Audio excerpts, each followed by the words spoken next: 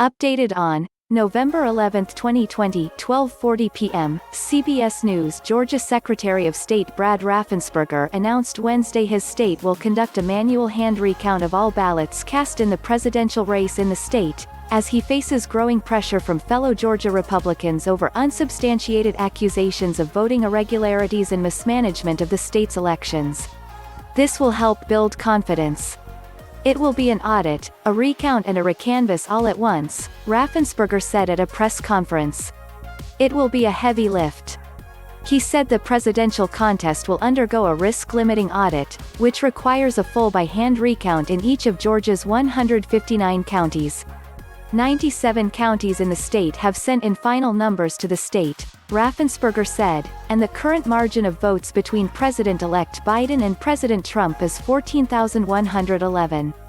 He vowed that his office has been investigating, and will continue to investigate, all instances of voting irregularities. Every legal vote will count, he said.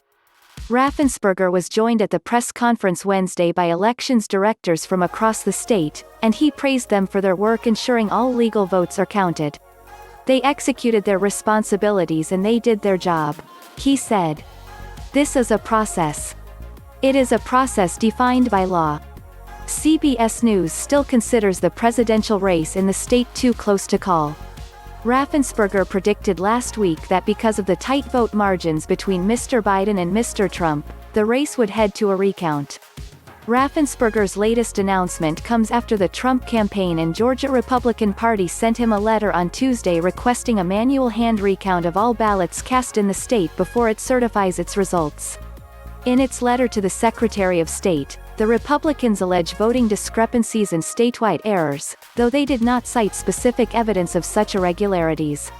But Raffensperger rejected the suggestion the hand recount was coming because of the demand from the Trump campaign, telling reporters, "It's really what makes the most sense with the national significance of this race and the closeness of this race."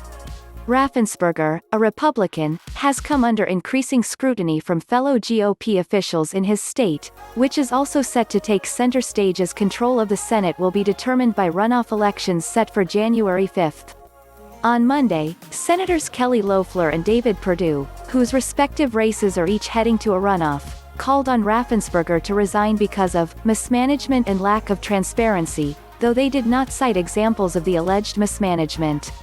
Raffensperger, however, rejected their calls to step down, saying in a statement, "The voters of Georgia hired me, and the voters will be the one to fire me."